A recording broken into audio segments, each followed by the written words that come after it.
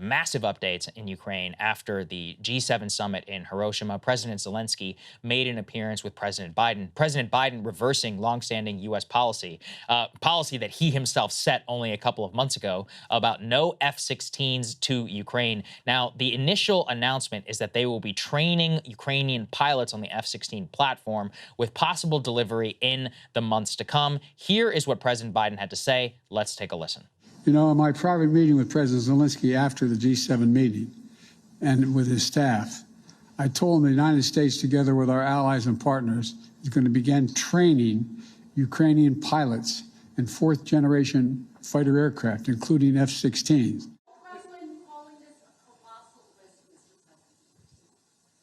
It is for them. I have a flat assurance from Zelensky that they will not use it to go on and move into Russian geographic territory. He's got a flat assurance. I guess you could take that to the bank, right?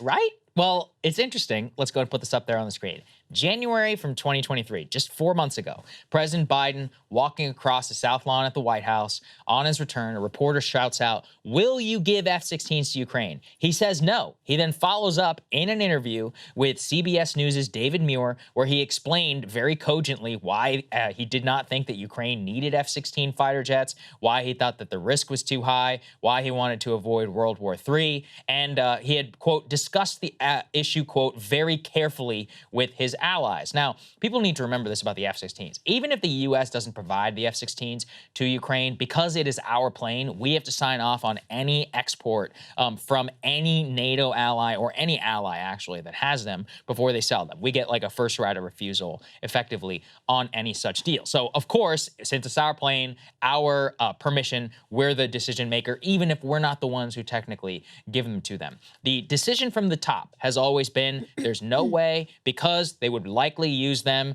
at least in air-to-air combat with Russia, and it could easily bleed over onto Russian territory. Now, the other one, which is obvious to all of us, is what qualifies, because according to the Russians, Crimea is Russian territory. Now, according to us and according to Ukraine, it's disputed or it's straight up Ukrainian. Well, what does that mean? And what do we also know? We know from our own reporting here at Breaking Points, whenever we had our hands on those initial Pentagon documents, put this up there on the screen. We know from our own intercepts of President Zelensky that the CIA and the U.S. Intelligence Committee believes that Ukrainian President Zelensky wants long-range missiles and wants fighter jets specifically so he can strike deep inside of Russia. And if you're one of those NAFO idiots, and if you think that we're lying, the Washington Post reported it too. It talked about, what did they say, Krystal? The aggressive behind the scenes President Zelensky. This was like 5 days ago, you know, right before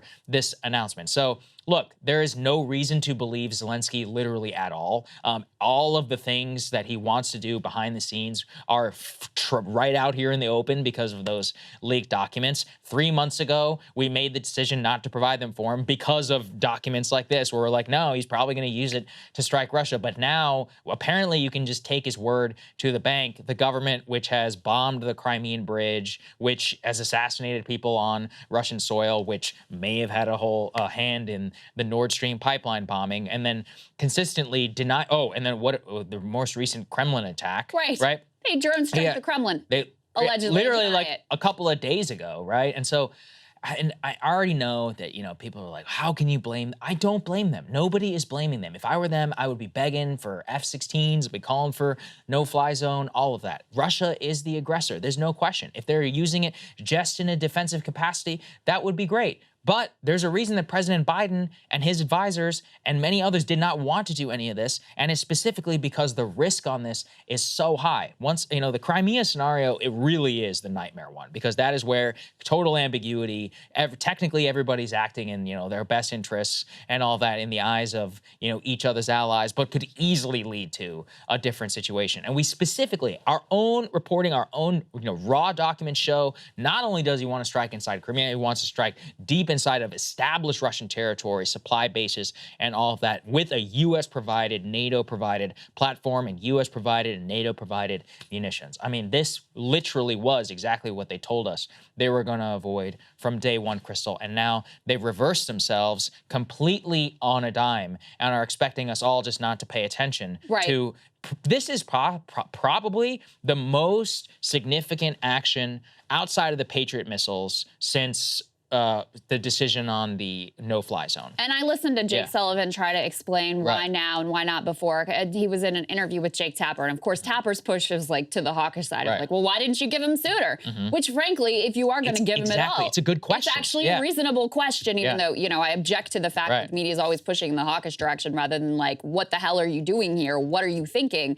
Why has your thinking changed so much that previously you said no, and now suddenly you're sure, I'm sure it's going to be no problem whatsoever. Zelensky, of course he wouldn't strike on Russian soil when we already know they are. I mean, Biden, I can't believe that he is this naive or foolish to think that really they're going to hold to their word and only defensive purposes, et cetera, because we already know that they have not held to that whatsoever. And to your point, Saagar, like, I don't blame them whatsoever. No. I blame our leadership primarily because we are the ones that are driving this train. So Sullivan had no coherent response for why now and why not earlier. And it just comes back to that quote, like, you know, over a long enough time horizon, Zelensky gets everything that he wants. Yes. What's he going to push for next? You know, what's going to be the next step forward that eventually 6 months from now, that's going to be a flat no now. And 6 months from now, Biden will be, okay, sure, here you go, no problem. How does this thing ultimately end? This is extremely dangerous. We know it's extremely dangerous based on the actions that Zelensky's already taken and from the leaked intercepts that we know what he is pushing for, even more aggressive action behind the scenes. We just are handing him a whole set of tools to engage in even more dangerous, even more escalatory action that could draw us even more directly into this conflict. And if you think Russia sees any difference between us directly providing F-16s and our ally, some ally providing them and us providing the training, you're a fool. Well, because we're the ones who have to rubber stamp it. Yes. Oh, okay, ask yourself this. If what's a Russian allied nation? If Tajikistan bombed a U.S. base in Afghanistan with a Russian plane, we're going to blame Tajikistan, we're going to blame Russia. All right? Use your brain here. So this is part of the problem, where the idea and the decision matrix that I keep reading behind the scenes is, well, we provided them with X and the Russians didn't do anything. And then we provided them with Y and the Russians didn't do anything. So if we provide them with this, we just believe that they won't do anything. And it's one of those where it's like, you're right until you're wrong. And then the risk of being wrong is so high that everyone could die. And we could embroil in a massive conflict. And I also don't even accept that the Russians didn't do anything. Right. Because, I mean, they had a draft. They called up a bunch of armed men. I mean, they have, you know, they went back to hitting Kyiv. Like, they actually have done things and escalated in response to what they perceive as escalations from us and from the Ukrainians. That's a great point. So what's the next step up the escalation ladder from their perspective?